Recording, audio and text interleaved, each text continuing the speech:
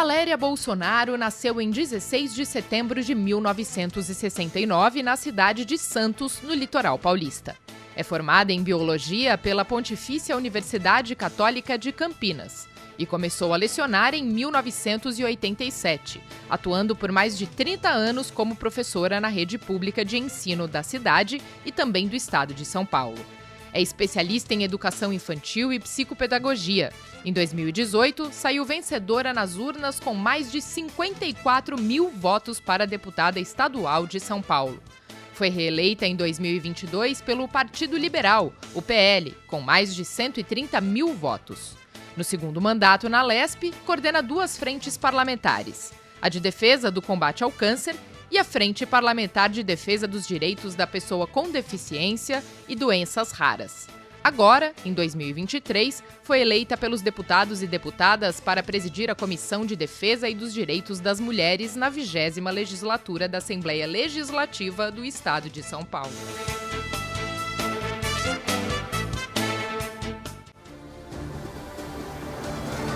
Olá, sejam todos muito bem-vindos, todas muito bem-vindas. Começa agora mais um Conexão Paulista, programa que aproxima você das decisões políticas do estado de São Paulo, sempre levando muita informação de qualidade, claro, em interesse de toda a população. O Conexão Paulista de hoje recebe a deputada Valéria Bolsonaro, do PL, presidente da Comissão de Defesa dos Direitos das Mulheres da Assembleia Legislativa do estado de São Paulo.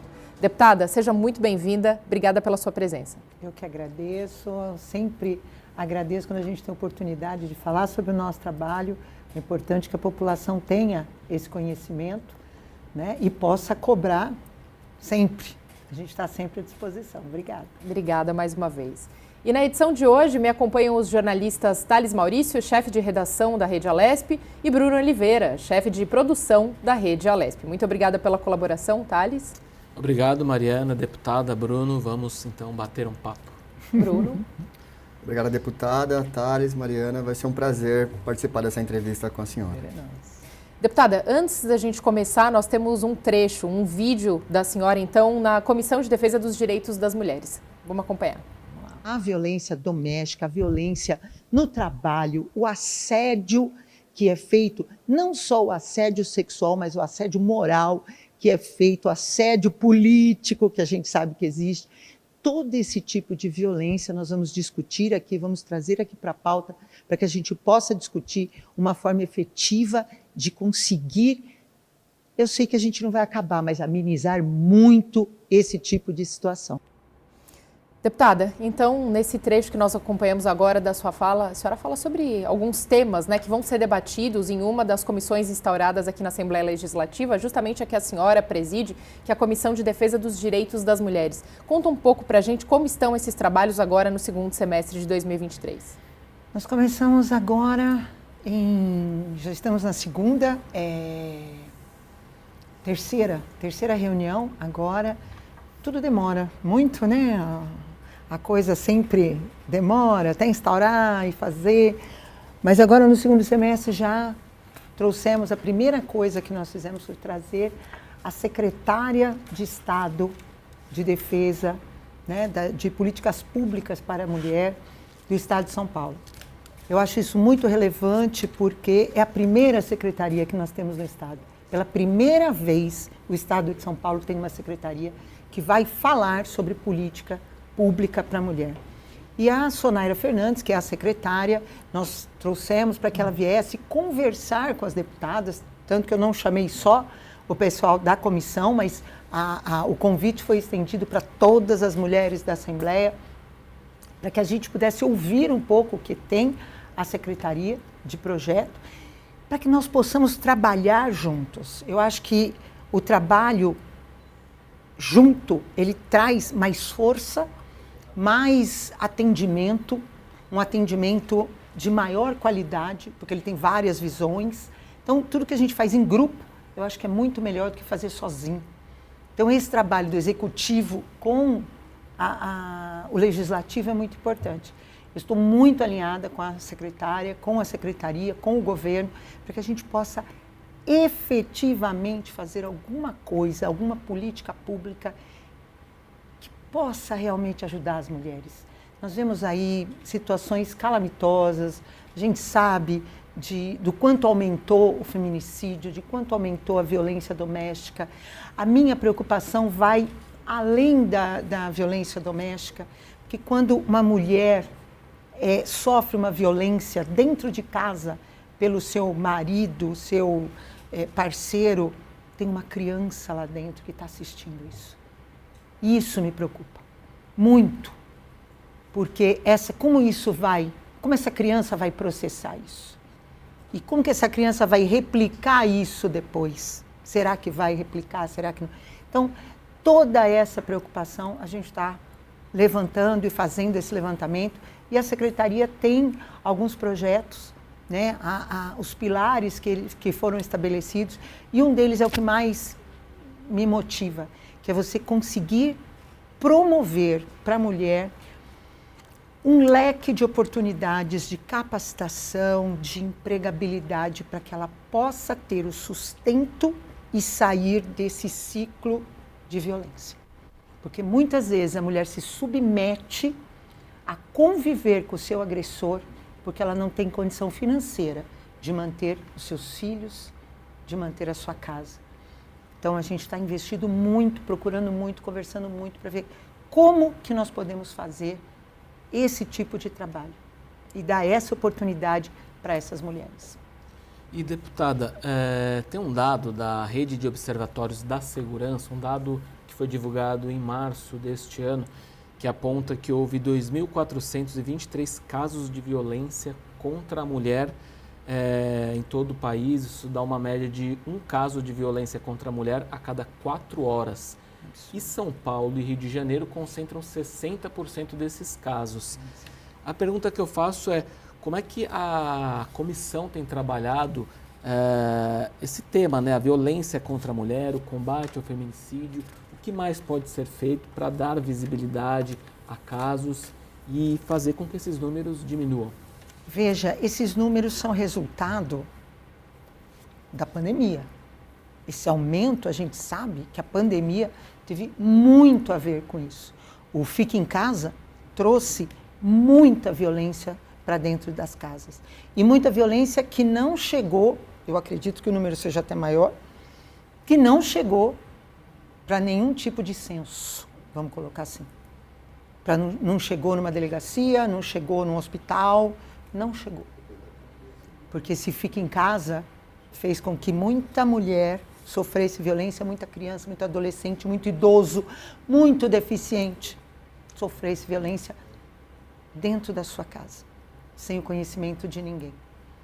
E isso também houve um agravamento com a abertura de presídios, que a gente sabe que na pandemia houve isso, e muita gente saiu para a rua. Então, todo esse ciclo de violência, a gente sabe de onde vem. Agora, como parar, aí é que é mais complicado. Porque você tem situações em que você não tem como brecar imediatamente. Nós vemos aí uma situação absurda de violência, de feminicídio, e eu sempre falo, bato e rebato, tudo começa na escola. Enquanto eu estava dentro da escola, dentro da sala de aula, eu via uma criança ou outra mudar de comportamento, a criança que era tranquila fica agressiva ou fica mais retraída, e aí você, observando aquilo, você chama a família e vai conversar para saber o que está acontecendo dentro de casa. E eu sempre falava para as famílias, falei, olha, eu não sou fofoqueira, nem quero me intrometer na sua vida, mas a criança é o reflexo disso. Então, dentro da escola, muitas vezes, nós acionamos o Conselho Tutelar, nós professores, diretores, porque ali na escola nós vemos isso, nós assistimos essa situação. A gente vê ali a mudança de comportamento da criança. Isso da criança, do adolescente.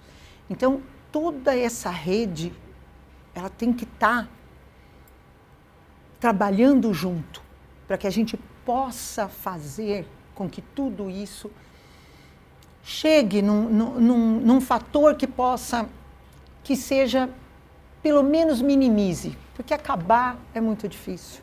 né? Então, nós temos várias vertentes aí que nós estamos buscando em parceria com a Secretaria da Mulher, em parceria com outras secretarias de outras cidades. Eu converso muito, eu ando muito pelo estado de São Paulo e procuro conversar com as pessoas, com os secretários, com os prefeitos, para ver como que a gente pode, o que a gente tem que fazer para que, primeira coisa, a gente tenha esse dado, porque a gente sabe que muita mulher acaba não indo, não vai, não presta queixa, às vezes presta e volta atrás, não faz o boletim de ocorrência, tem medo. A gente sabe que o sistema judiciário tem muitos problemas, mas nós temos um aumento das medidas protetivas e isso para a gente é uma alegria, vamos colocar assim, né? Porque pelo menos está fazendo alguma coisa, em nada é alguma coisa que está sendo feita. Então, esse trabalho de fazer com que a mulher fale, com que a mulher coloque, para que a gente possa começar a buscar a solução. E aí é que eu falo que a Secretaria de Estado, junto com a Alesp, pode fazer um trabalho muito bom. A Secretaria tem colocado um dos projetos que eu achei maravilhoso, foi o NAIM, que a Secretaria da Mulher colocou. Enquanto a mãe leva o seu filho para uma entidade de atendimento de criança com deficiência, muitas mães não conseguem voltar para casa porque é distante, é longe. Então ela acaba ficando ali. E fica ali num tempo ocioso. Então, o projeto é colocar dentro desse ambiente cursos, capacitações, que a mãe possa, enquanto a criança está sendo atendida, a mãe possa ter ali uma forma, um conhecimento, uma capacitação que possa colocá-la no mercado de trabalho e ela ter ali seu sustento para daí sim sair das garras do agressor e tocar a sua vida. Então, nós estamos procurando várias vertentes para ver qual que a gente vai e vamos colocando. Já tem esse projeto NAIM, estamos também com o Fundo Social, com a primeira-dama, capacitação, buscando formas para que a gente possa dar um leque para essas mulheres buscarem colocação no mercado e irem atrás da sua independência, porque a independência financeira, ela ajuda muito a sair de um ciclo de violência. Deputada, a senhora foi eleita presidente da Comissão de Defesa dos Direitos das Mulheres aqui da Alesp. Estava na legislação passada e agora foi reeleita e agora está à frente dessa comissão.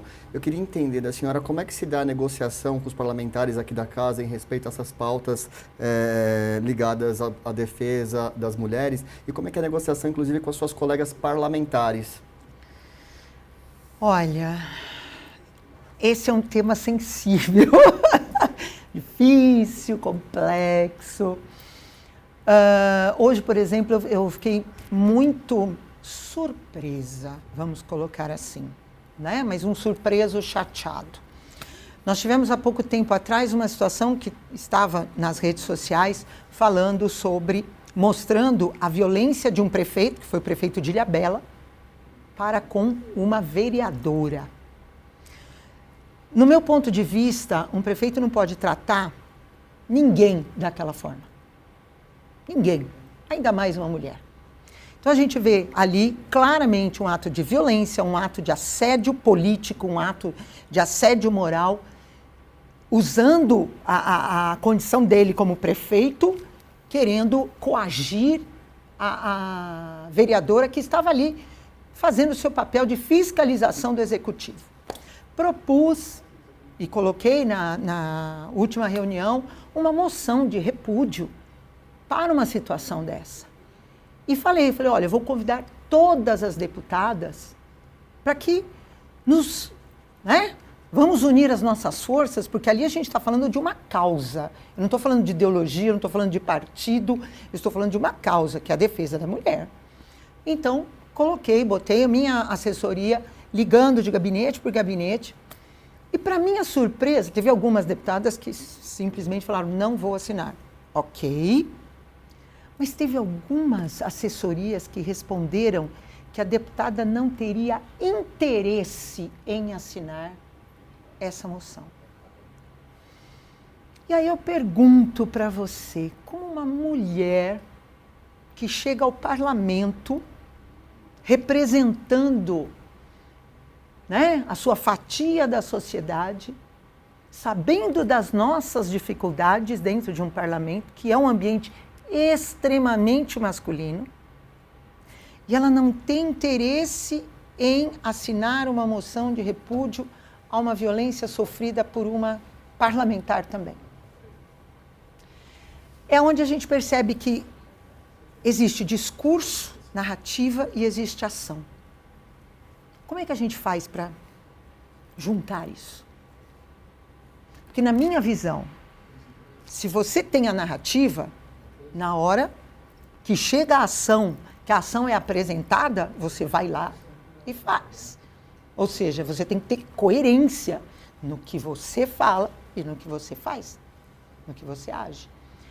Então eu digo para você que é uma situação complexa. No dia que a secretária Sonaira veio prestar contas aqui na comissão, eu fiz o convite para todas as 25 deputadas. E foi com antecedência. E no dia chegaram 9 deputadas. Então, assim, existe aqui na Assembleia Legislativa do Estado de São Paulo, infelizmente, nós temos uma distância entre a narrativa e a ação. E como que a gente resolve isso? Deputada, me corrija se eu estiver errado, mas o que a senhora está colocando é que, claro, divergências ideológicas elas existem, mas existem algumas pautas e essa pauta ela tem que estar acima da questão ideológica. Exatamente. Eu acho que quando você fala de defesa da mulher ou de políticas públicas para a mulher, não dá para você falar em ideologia partidária ou em... Para mim não cabe. Na minha visão, não cabe. Eu estou falando de uma causa. Eu estou falando de mulher. De defender aquela mulher, de apresentar uma política pública que traga para ela uma representatividade na sociedade, ajudá-la a sair do ciclo de violência, ajudá-la... Então, na minha visão, não cabe ideologia partidária, não cabe você ali, não, esse não é do meu partido, o meu partido tem uma outra visão. É a mesma coisa da deficiência, que é uma bandeira que eu defendo também. Eu falo que não são assuntos partidários, são causas. Quando você sai para defender o direito de uma pessoa deficiente com doença rara, você vai colocar o seu partido, a sua ideologia sobre isso? Então, eu defendo ou não defendo? Como que funciona? Você percebe? Isso me traz surpresa, porque até então, estamos aqui na maior Assembleia da América Latina. Tivemos aí um aumento. Em 2019, estávamos em 18, agora estamos em 25. Quer dizer, olha que maravilha. Estamos conquistando o nosso espaço, mas não estamos defendendo, não estamos... Então, é esse tipo de coisa que me choca, me surpreende, e eu confesso a você que não sei, ainda não sei, como que a gente pode conversar sobre isso. Hoje eu falei sobre isso na comissão, que hoje teve reunião da comissão, coloquei a minha surpresa, a minha indignação, mas respeito a liberdade de cada um. Sou extremamente a favor de cada um tem sua liberdade. Só por isso falei, fiquei surpresa, fiquei indignada, mas não condeno absolutamente nada, só levanto os questionamentos, porque eu acho que a população tem o direito de saber. Afinal de contas, nós estamos aqui representando parcelas da população. Foi um momento, a senhora comentou, então, sobre essa representatividade feminina, agora, especificamente na 20ª legislatura, um aumento de 31,57%, né? Exatamente o que a senhora falou, né? Espera-se e percebe-se também, né, que as pautas femininas vêm sendo mais levantadas pelos mandatos, sim. Os projetos de lei, os requerimentos, né, em favor das mulheres vêm surgindo. Agora, tem esse entrave que a senhora apresenta agora para a gente de que não há uma união suprapartidária para defender essas causas. Mas, por outro lado, há uma consonância do governo estadual com essas pautas. Sem e aí, sobre isso, nenhuma. A senhora, acredito que pode pontuar para a gente. Sem dúvida nenhuma. A consonância começa quando o governador, no dia 1º de janeiro, quando ele toma posse, ele já coloca a secretaria, ele já cria a Secretaria de Políticas Públicas para a Mulher. Isso, para mim, já é uma demonstração de que o governador está ali preocupado com esse assunto. E ele se debruça sobre esse assunto quando ele põe uma secretaria, coloca a secretária Sonaira Fernandes, que é uma vereadora aqui da cidade de São Paulo. E é interessante porque traz essa narrativa toda de defesa da mulher para o governo, para o executivo. Então vamos unir o legislativo e o executivo. Acho que essa é a grande chave para que a gente possa caminhar e trazer para a população. O governador é uma pessoa que ele pensa muito na entrega para a população, na ponta. E essa sempre foi a minha preocupação desde que eu entrei na vida política. É você entregar para a população, porque a população está ali, ela vota, ela confia em você, para que você vá lá e a defenda e legisle por ela e traga ali uma benfeitoria, atenda à sua necessidade. Então, essa entrega na ponta, para mim, é o mais importante. Então, tem uma sinergia muito grande com, pelo menos da minha parte, com o governo do Estado, com a Secretaria da Mulher, porque eu acho que ninguém faz nada sozinho. A Secretaria da Mulher sozinha não vai conseguir fazer nada. A Lesp sozinha não vai conseguir fazer nada. Então, juntos nós podemos caminhar muito e fazer com que as mulheres possam ter essa sensação de que tem alguém para defendê-las, tem alguém para ajudá-las. Agora, deputada, desculpa, Thales, sobre essa questão de defender e ajudar, né, em consonância também, executivo, legislativo, tem as delegacias, né, da mulher, 24 horas, vem então uma determinação do governo federal para que todas essas delegacias, né, todos os municípios tivessem essa delegacia. A gente sabe que aqui no estado, não só no estado de São Paulo, em diversos outros, existe o problema das delegacias ou aumentar esse número justamente por conta do contingente de policiais mulheres, né? Então, nesse caso, teria de ser aberto um novo concurso para que suprisse essa deficiência e esse número, então, de delegacias conseguisse estar em plena funcionalidade. Como isso está sendo articulado hoje pelo governo estadual aqui de São Paulo, junto à Lesp? Como está essa tramitação? Já tem um edital para concurso do efetivo, para o aumento do efetivo da Polícia Militar. Já tem um edital pronto que está sendo, já não sei se já foi lançado ou se será lançado, mas já tem um edital pronto para isso. O governo federal fez a narrativa que eles fazem. Precisa fazer. Mas fizeram um levantamento do efetivo? Fizeram? Você entendeu? É muito complicado quando vem uma ordem de cima para baixo, sem nenhum tipo de estrutura para que seja feito. Não adianta você ir lá, eu sanciono a lei, lindo, parabéns, ele sancionou a lei, o governo federal agora mandou. Tem efetivo? Aonde tem? Quem está fazendo? Já não tem efetivo nenhum. A nossa Polícia Militar, agora eu vou falar só do estado de São Paulo, vou esquecer o restante do país que está em situação, às vezes, pior. Olha a desconstrução que fizeram com a nossa Polícia Militar aqui no estado de São Paulo. O quanto eles perderam, o quanto eles tiveram todo esse tempo de desmonte onde um policial tem que pagar pelo seu uniforme, não tem munição suficiente para treinamento, não tem atendimento psicológico para um policial militar. Se o policial militar cumpre o seu dever na frente de um tiroteio, de alguma coisa, ele é indiciado, ele tem que responder. Então, existe toda esse tipo de desconstrução e aí você vem com uma política federal linda, maravilhosa. Na teoria, linda. Agora, na prática, quem vai fazer?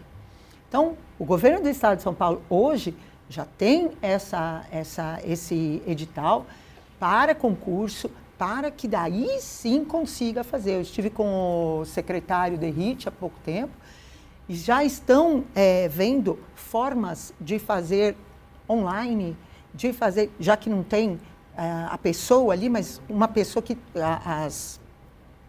As delegacias que têm serviço online, têm serviço 24 horas, poder fazer um atendimento online, alguma coisa que possa suprir essa necessidade imediata, enquanto está sendo estruturada um atendimento realmente efetivo que possa trazer esse conforto para a mulher. E, deputada, eu estava bisbilhotando no site da Lesp lá a pauta da Comissão de Defesa dos Direitos das Mulheres, porque é bom a gente destacar, tudo isso é público, a população pode ter acesso. Eu estava vendo, me chamou a atenção 2 projetos de lei que estão em discussão. Vou ler aqui. Um deles assegura às mulheres o direito a acompanhante durante as consultas médicas, exames e demais procedimentos clínicos nos estabelecimentos de saúde públicos e privados do Estado. E um outro projeto de lei que está em discussão nessa comissão que a senhora preside é aquele que obriga as empresas de grande porte do Estado que possuem em seus quadros 60% ou mais de funcionários do sexo masculino a oferta de palestras sobre o tema violência doméstica. Que outros projetos devem ser discutidos agora neste segundo semestre, nos próximos meses? Qual o andamento deles? Esses 2 foram aprovados hoje na comissão, né, que são projetos que estão... A gente tem assistido à violência que é feita contra a mulher, principalmente na hora do parto, na hora de exames. Então, esse vem para ajudar a conter esse tipo de violência que a mulher vem sofrendo. E outros projetos que estão aí sendo colocados, o Thiago Auríquio, o deputado Thiago Auríquio, foi até agora no dia 1º de agosto, um projeto do deputado Thiago Auríquio, junto com a ex-deputada doutora Damares Moura, que é o projeto da rede de bares e restaurantes que vão dar esse suporte para as mulheres, onde o governo do estado se prontificou a fazer a capacitação desses funcionários de bares e restaurantes, e os donos, o sindicato, tudo, conseguiram fazer e gostaram da ideia e vão aderir a isso para que possa também, nesses lugares, a mulher se sentir segura, porque hoje a sensação de insegurança da mulher é muito grande. Eu tenho 2 filhas, as 2 estão com 20 anos, eu morro de medo das filhas que saem e ao mesmo tempo você vai proibir que saia, que se divirta, que... Então, nós estamos buscando, é como eu falei, a gente está buscando formas, meios que possam trazer essa segurança para as nossas mulheres. E só para deixar também claro para quem nos acompanha, a partir da aprovação dentro da comissão, quais os próximos passos? Segue para outras comissões. Aí, dependendo do projeto, vai seguir para outras comissões. Às vezes, no caso desse, pode seguir para a Comissão da Saúde, desse de acompanhante, segue para a Comissão da Saúde, segue para a Comissão de Orçamento, para ver se vai ter alguma coisa que vai... Então, tem todo... Dependendo do projeto que ele envolve, vai caminhando pelas comissões até chegar para ficar pronto para a votação em plenário. É assim que funciona. Difícil, demorar. Aí tem deputado que garra um amor pelo seu projeto, fica 1 ano com ele ali, apaixonado no seu projeto. É difícil. Bruno? Deputada, além de ser presidente da Comissão de Defesa e dos Direitos das Mulheres, a senhora é vice-presidente da Frente Parlamentar de Defesa dos Direitos da Pessoa com Deficiência e Doenças Raras. Especificamente sobre essa frente parlamentar, o que pode ser, o que deve ser discutido, analisado nesse segundo semestre? Olha, essa comissão permanente que foi criada esse ano também, que é super importante, ela discutiu sobre, ela ficou bastante focada na parte de convênios, que os convênios acabaram descredenciando algumas clínicas de atendimento às pessoas com deficiência, das terapias e etc., né?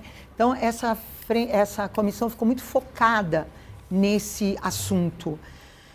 E eu confesso para você que esse assunto me preocupa também, mas desde 2019, quando eu coloquei a frente parlamentar, me preocupa mais as pessoas que não têm nenhum recurso, e não têm convênio médico, e não têm como buscar, e não têm como fazer. Então, como eu falei, eu viajo muito, eu vou em cidades muito pequenas, municípios muito pequenininhos, que as pessoas não têm, às vezes, a informação dos direitos que tem, né? Como cidadão, de que pai de uma criança com deficiência não sabe o que é um BPC, não sabe o que é um LOA, não sabe.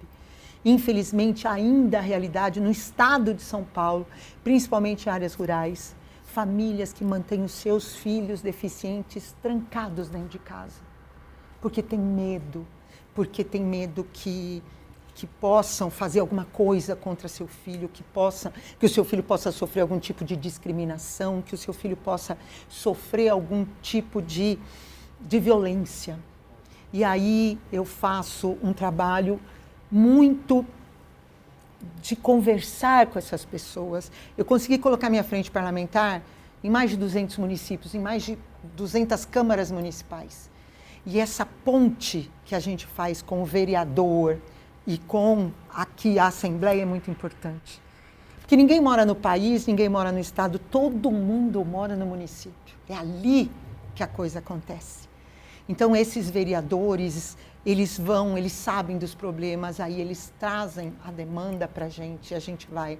Aí eu levo toda a minha assessoria jurídica, assessoria pedagógica que eu tenho no meu gabinete, para sentar com essas mães, informar os direitos que elas têm, procurar ver como que a gente vai ajudar as entidades que estão ali próximas, como que a gente pode ajudar essa entidade, como que a gente pode fazer. Na pandemia, muitas entidades estavam praticamente fechando, porque essas entidades vivem de bingo, pizza e tudo para arrecadar dinheiro, verba, para poder se sustentar. E durante a pandemia parou tudo. Muitas crianças tiveram que ficar em casa. E aí, isso é desastroso para as nossas crianças. Então, todo esse trabalho minucioso de buscar como ajudar, porque às vezes não é só a verba parlamentar, mas é o conhecimento, a informação, para que essas famílias busquem os seus direitos. E aí a gente consiga fazer esse trabalho. Isso é fantástico, é maravilhoso. Vocês não têm noção da sensação de alegria de ver uma família que conseguiu um atendimento, que conseguiu receber a verba que tem direito, que conseguiu entrar numa entidade que vai cuidar da sua criança. É fantástico, é maravilhoso. Esse atendimento na ponta ali, ele traz para a gente uma sensação de dever cumprido, mas de uma felicidade inenarrável. Deputada, ainda na esteira desse tema de pessoas com deficiência, direito de pessoas com deficiência, nós temos uma sonora da senhora falando justamente sobre os direitos garantidos a estudantes surdos. E aí a gente linka duas pontas. Mas antes da senhora falar sobre esse assunto, a gente vai para um rápido intervalo e na volta a gente continua sobre isso. Conexão Paulista vai para um rapidíssimo intervalo, fique com a gente.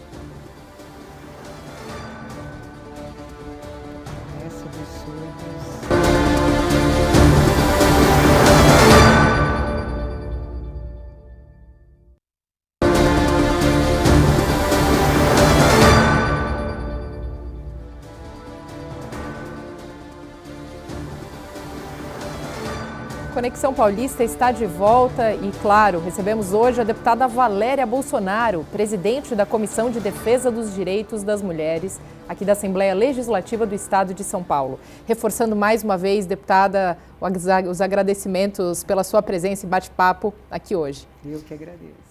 No final do primeiro bloco, deputada, a gente falava sobre duas pautas que são carro-chefes, digamos assim, também do seu mandato, né? Que é a educação e também as pessoas com deficiências. E aí nós temos uma sonora da senhora justamente que une esses dois temas. Vamos ouvir, depois eu gostaria de um comentário da senhora. Como professora, eu fiquei 32 anos dentro da sala de aula, né? Não é pouco tempo dentro de uma sala de aula. E eu tive todas as formas de pessoas com deficiência. Todas as deficiências eu tive contato durante o meu tempo dentro da sala de aula. Eu só não tinha contato com crianças surdas na educação infantil e no Fundi 1, que é o Fundamental 1. A lei, a Constituição, o ECA, todo mundo diz que a criança a partir de 4 anos obrigatoriamente tem que estar dentro da sala de aula. Cadê a vírgula, menos os surdos? Deputada, essa ainda, infelizmente, é uma realidade não só aqui no estado de São Paulo, pelo Brasil todo. Triste.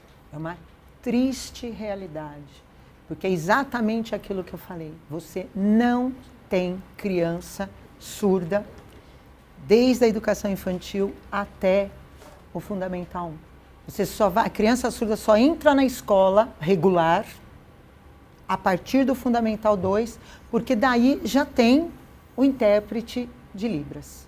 Mas daí a criança já tem que estar alfabetizada, e aí essa alfabetização em Libras ela tem que procurar nas igrejas, nas ONGs, OSCs, né? ONG, OSC, eu nunca sei como é que chama, sempre em locais fora do campo educacional, escola regular. Isso para mim é um absurdo. É inaceitável isso. Inaceitável. E aí nós conseguimos colocar no governo federal uma secretaria especial para atendimento de surdos. Entra esse novo governo federal e destrói essa secretaria. E aí você fala, vamos começar tudo de novo e do zero. Mas nós vamos começar. E estamos aí em busca, estou conversando com a Secretaria de Educação, estou conversando com a Secretaria da Pessoa com Deficiência, para que nós possamos fazer um projeto onde a gente consiga colocar Libras dentro da escola regular. Alfabetização de Libras dentro da escola regular. Tive um projeto que foi aprovado aqui na Assembleia, foi vetado pelo governador, e o governador veio conversar comigo e falou, Valéria, com muita tristeza eu vou ter que vetar o seu projeto, porque não tem como eu implementar na rede estadual assim, a toque de caixa. E ele tem razão, realmente foi inocência da minha parte achar que se podia, porque uma vez que todo curso de licenciatura tem Libras, obrigatoriamente na universidade, eu gostaria de saber por que não está dentro da escola. Se todo professor, toda pessoa que faz curso universitário de licenciatura para dar aula, ele aprende, mas ele não ensina. Então, essa lacuna na educação, nós estamos buscando formas, estou construindo um outro projeto para que a gente possa começar de uma forma pequena nos municípios, por exemplo, projetos pilotos dentro dos municípios, e aí vou conversando, vou levando o projeto, vou falando. Precisamos construir para que isso pegue força e vá para frente, porque não é justo, não é justo. Você imagina o sofrimento de uma mãe que tem um filho surdo, uma filha surda, que não tem atraso cognitivo nenhum, zero. É uma criança absolutamente típica. Não tem nenhum atraso cognitivo, nem motor, nada. Ela só não ouve. Então, é a forma de comunicação que é diferente. Então é o que eu falo, tem algumas pautas, eu não morro antes de conseguir, essa é uma delas. Agora, deputada, na Sonora a gente percebeu que são mais de 30 anos que a senhora dedicou à sala de aula, à educação. O que esse conhecimento que você adquiriu ao longo desses mais de 30 anos, como que você aplica ele aqui no seu mandato, né? Como ele te ajuda a pensar, propor projetos de lei, debater com os seus colegas? Esse foi um caso de nunca ter tido um aluno surdo, né? Então, você faz um projeto de lei. Tem outros projetos de lei, como musicalização e psicomotricidade. Qualquer escola particular que você vá, desde a educação infantil, ela tem musicalização, ela tem psicomotricidade. Porque a musicalização, ela mostra, a criança, ela tem uma fase de aprendizagem, desde que ela nasce até por volta de 7, 8, 10 anos, que ali, neste momento, a música contribui para que o cérebro faça sinapses, que se ela não tiver contato com a música, nunca serão feitas. Então, isso tem um desenvolvimento enorme, ajuda demais a diminuir a dificuldade que a criança tem na hora da alfabetização. O pensamento lógico, desenvolvimento do pensamento lógico matemático. Regras, ritmo. A psicomotricidade é você conhecer o seu corpo e todo o deslocamento dele, espaço, corpo. Então, toda a parte motora, importantíssima para a criança aprender a escrever, espaço no caderno, como que vira folha, para onde que é, letra espelho. Tudo isso nessas duas pautas, vamos colocar assim. Mas elas não entram na educação pública. E eu pergunto para você por quê? E eu respondo para você por quê. Porque existe um partido que, desde que assumiu, em 2002, destruiu a educação. E quanto mais dificuldade as crianças têm na alfabetização, tanto é que entrou e destruiu a Secretaria da Alfabetização que estava lá. Tinha uma Secretaria da Alfabetização dentro do MEC. Foi destruída. E não foi substituída por absolutamente nada. Então, as nossas crianças vão continuar com dificuldade de alfabetização. E isso vai refletir na dificuldade de leitura, de escrita, de espaço, de questionamento, de desenvolvimento. Quanto menos a criança tiver essas noções, menos ela vai questionar, menos ela vai perguntar, menos ela vai ter curiosidade. E aí, mais fácil de você manter ali no seu chicote. Então, toda essa estrutura, e eu acompanhei isso muito bem, porque eu estava dentro da sala de aula, eu nunca saí da sala de aula. Eu falo que eu sou chão de fábrica. Eu não fui diretora, eu não fui orientadora pedagógica, eu não fui nada. Eu fiquei ali, dentro da sala de aula, o tempo todo. Eu dava aula na educação infantil, eu dava aula de 1º a 5º ano, eu dava aula de 6º a 9º, de ciências e biologia. Então, eu falo com alguma propriedade sobre a parte científica. E no EJA, jovens e adultos, liberdade assistida. Então, assim, tudo isso você vê a desconstrução da nossa educação. Como foi levada para um campo onde hoje o aluno olha para a cara do professor e fala assim, você não pode me reprovar de ano, eu tenho... como é que é? Ele não falta... Aprovação compulsória. Não, porque ele não falta, eu tenho presença. Eu tenho presença, você não pode me reprovar. Que é essa dita dessa avaliação continuada. Foi o maior crime que fizeram com a nossa educação. Tiraram toda a autonomia do professor e tiraram toda a força, a curiosidade, o empenho dos nossos alunos. Então, São situações muito difíceis. E eu falo porque eu estava dentro da sala de aula. Eu não falo porque eu ouvi dizer, porque o especialista da educação, que se tem um nome que eu tenho uma certa bronca, vamos colocar assim, porque me irrita profundamente. Como é que alguém que ficou dentro da universidade, no ar-condicionado e lendo livro, pode falar para mim o que é melhor para o meu aluno lá dentro da sala de aula? Você entende? Essa regionalização, essas dificuldades que a gente tem dentro das cidades. Se você mudar de cidade, você tem outra concepção de educação. Você vai para a área rural, é diferente. E aí tem gente que defende livro didático. E aí a gente sabe por quê que defende livro didático. Com toda a tecnologia que nós temos, tudo assim, a Lesp é sem papel, governo do estado sem papel, justiça sem papel. Cadê os defensores do meio ambiente? Para fazer livro didático pode desmatar, pode acabar com tudo, porque depois vai tudo para o lixo. Uma defasagem imensa do que está ali no livro didático para o que está acontecendo agora. A parte, e aí sim no livro didático tem a parte ideológica que está ali no livro didático.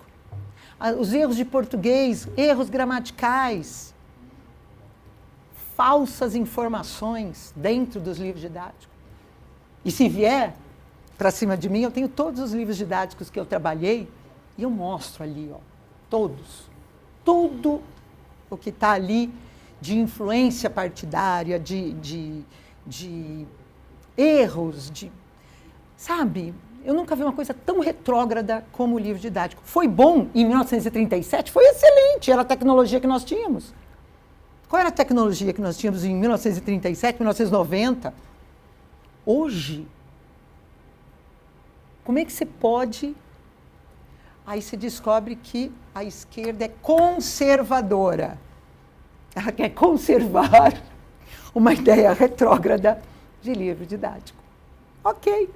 E a gente vai brigar com isso e vamos trabalhar para mudar isso daí. Eu tenho certeza que a gente vai conseguir.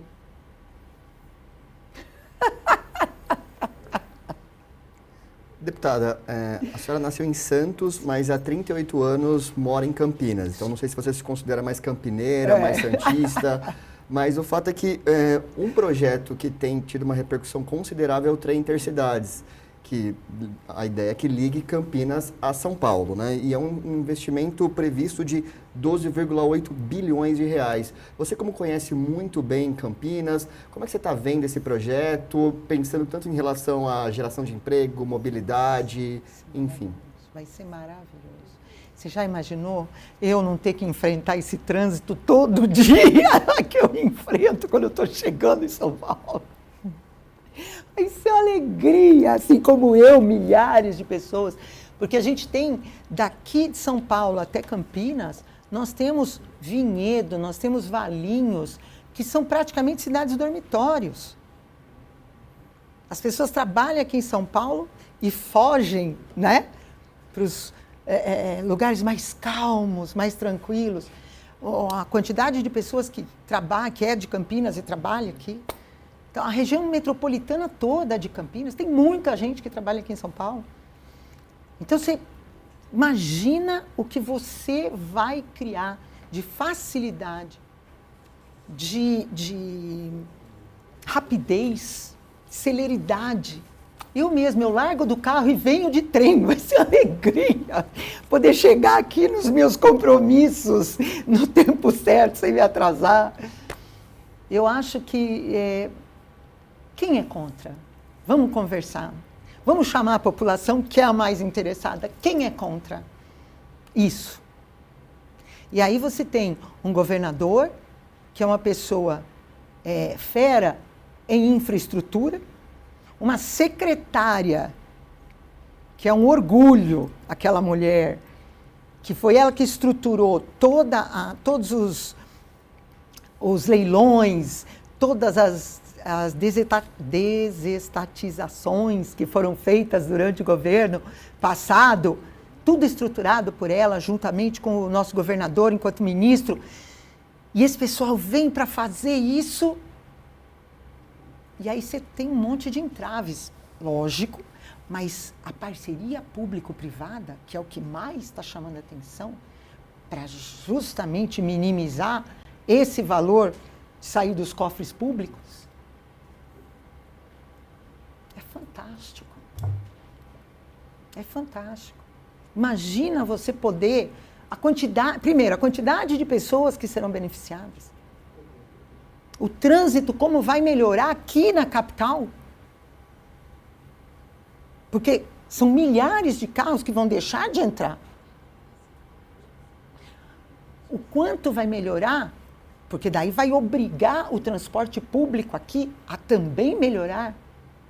Quem sabe a gente não chega num nível europeu que não precisa, que o transporte público é tudo de bom. Um sonho, né, deputada? Deus é pai.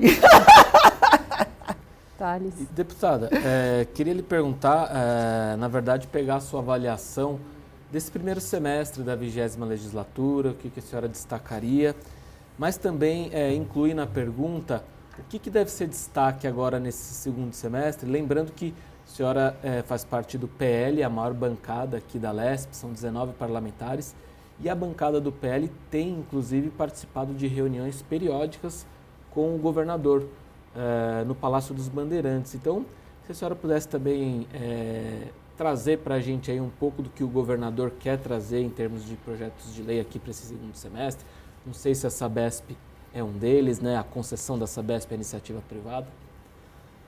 A concessão da Sabesp, a desestatização da Sabesp, o projeto de lei onde o governador quer colocar os 5%, né, que é a diferença da educação, que só o Estado de São Paulo aplica 30% na educação, e a saúde com uma defasagem tão grande.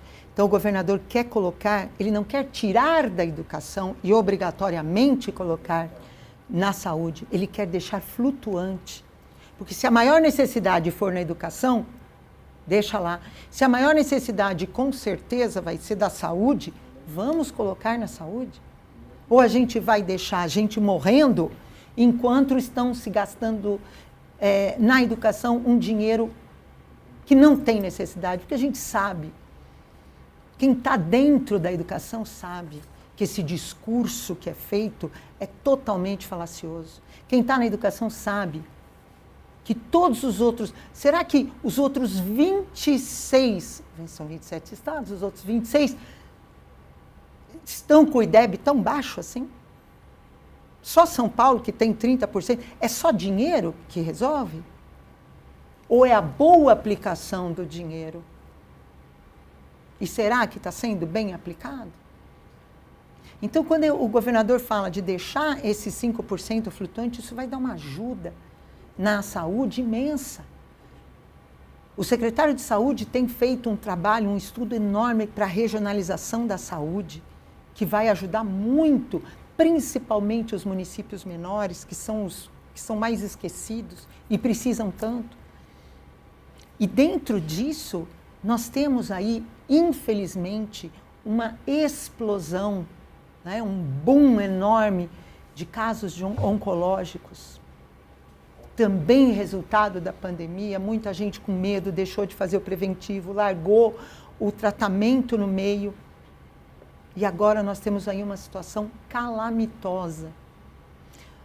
O secretário de Saúde está reativando leitos que estavam fechados, porque sai mais barato do que você fazer um hospital novo, que daí o encargo fica ali para o município, que muitas vezes não consegue bancar aquilo. Então, está reativando tudo isso daí para que a saúde possa trazer um pouco mais de dignidade para a nossa população. Então, tem esse projeto também que, com certeza, vai trazer muito problema. Sabesp, a estruturação administrativa também, a reorganização, onde o governo do estado quer ali pegar um monte, né, que nós sabemos que tem aí tantos cargos comissionados e alguns cargos que estão, mas estão vazios, porque o salário não é atrativo, porque a iniciativa privada tem um salário melhor, tem uma condição melhor, então fica aberto ali a vaga, mas não tem ninguém, mas não pode fechar, e isso causa desgaste. Então, fazer uma reorganização, diminuir a máquina, enxugar essa máquina, fazer com que essa máquina possa trabalhar melhor, com mais velocidade, com mais celeridade. Então, tem vários projetos que o governo do estado quer trazer para cá, e essa aproximação da bancada é justamente para dar esse suporte, para dar esse apoio para o governador. Então, nós precisamos conversar, eu falo para o governador, nós precisamos desse canal de comunicação para que a gente possa chegar aqui no plenário e falar o que está sendo feito. Para que eu, por exemplo, como outros deputados que estão na base, nos municípios, conversar com os munícipes, falar sobre o que está sendo feito, sobre o que o governo está fazendo, quais são os projetos do governo, para que a população saiba e possa apoiar também. Porque eu tenho certeza que projetos como esses vão precisar de apoio popular para que isso seja realmente visto que a população precisa. E aí, alguns se rendam a favorecer a população e não a si próprio e aprove o projeto, né? E o que a senhora destacaria do primeiro semestre, projetos de lei importantes que esta casa aprovou? Olha, nós tivemos ali alguns projetos, eu acho que mais do que projeto que a casa aprovou, eu vou colocar para você as benfeitorias que o governo colocou. Nós tivemos, por exemplo, entregas de estradas, de pavimentações que estavam aí há 10, 11, 12 anos aguardando e pessoas morrendo em estradas vicinais. Então, nós temos algumas colocações, a própria Secretaria da Mulher, os projetos que estão sendo colocados, que a Secretaria da Mulher está apresentando aqui para essa casa, que o governo está mostrando, subsidiando e ajudando a construir. Então, algumas entregas, o número de habitações que foram entregues pelo governo do estado supera em 6 meses 4 anos de mandato passado. Então, assim, muita coisa está sendo feita num espaço curto de tempo. Coisas que estavam ali paradas, meio travadas pela burocracia e que vão trazer agora a universalização do saneamento. Já é uma estrutura para essa desestatização da Sabesp. E o prefeito de São Paulo já aderiu porque viu a necessidade. Então, tudo isso vem trazendo para a população aquilo que é mais importante, entrega. Você entende? O que o governador fez em São Sebastião, naquela tragédia. E o que está fazendo ainda, porque agora vai ser entregue algumas habitações, porque já foram entregues algumas, mais para aquele pessoal sair daquela região de encosta.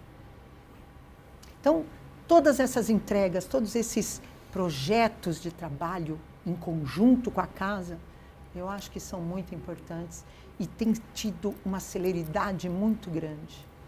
E isso é muita felicidade. A gente fica muito feliz de estar junto com o governo que está fazendo. Deputada, no programa de hoje nós passamos por inúmeros tópicos, todos muito bons. Então, a gente passou por violência contra a mulher, parceria com a Secretaria Estadual de Defesa da Mulher, direitos dos estudantes com deficiência, importantíssimo. A senhora disse que é uma das suas principais pautas e não morre sem antes conseguir essas garantias. Material didático, trem intercidades, privatizações. Agora, diante disso tudo, deputada, perdão, olha só, hein? Ai, Jesus! Será que nós já temos um anúncio aí para uma... Ai, Jesus! Quem sabe? Deixamos. Deputada, qual legado a senhora quer deixar após o segundo mandato da senhora aqui na Assembleia Legislativa? Olha, o trabalho que eu fiz, e é muito difícil quando você tá ali na ponta trabalhando e fazendo. Quando eu fui para a reeleição, fazer a campanha, eu falava, meu Deus, será que meu trabalho foi entregue? Será que as pessoas enxergaram? Será que beneficiou mesmo as pessoas? Será que você fica numa ansiedade muito grande de saber se aquilo funcionou do jeito que você imaginou, se realmente refletiu do jeito que você queria, né? E aí, quando veio o número de votos, né, a votação, me deu assim uma sensação de dever cumprido, sabe? De, nossa, eu acho que eu consegui, porque olha o que aconteceu, né? Foi um salto grande que eu tive. Então, o que eu quero é isso. Eu quero entregar mais, fazer com que essas pessoas com deficiência, essas famílias que cuidam, que têm deficiência, sejam atendidas, que a gente possa... O governador do estado falou dos centros de atendimento de pessoas com deficiência que ele quer fazer, e a gente está trabalhando muito forte nisso. Eu consegui, junto com um deputado federal, muito parceiro meu, fazer o Pratea, que é dentro da Unicamp. É um sistema onde, ao mesmo tempo que as crianças, os jovens com autismo, recebem ali as terapias, os estudantes de cursos da Unicamp, de TO, de físio, de fono, eles assistem às terapias para que eles possam desenvolver pesquisa, estudar, se aprofundar, se especializar e fazer esse atendimento, criar essa rede de atendimento. Então, assim, o legado é você entregar para a população aquilo que você se propôs a fazer, desde o começo. Eu acho que, para mim, isso daí é o que vai me deixar, assim, felicíssima. Se a população chegar para mim e falar, ó, você cumpriu o que você prometeu, pronto, estou feliz. Muito bem. Deputada Valéria Bolsonaro, gostaria de agradecer mais uma vez esse bate-papo, sua presença aqui no Conexão Paulista. Eu que agradeço, obrigado pela oportunidade que vocês me deram, estarei sempre à disposição, prazer estar aqui. Fiquem com Deus, todos nós, que o nosso futuro seja maravilhoso, se Deus quiser. É isso. Agradecer mais uma vez a presença dos jornalistas Thales Maurício e Bruno Oliveira pela parceria na edição de hoje. Claro, né? Também a sua audiência que nos acompanhou, você já sabe, o Conexão Paulista vai ao ar todas as quintas-feiras, às 9 horas da noite. Você confere uma entrevista inédita conosco. Muito obrigada pela sua companhia, até o próximo.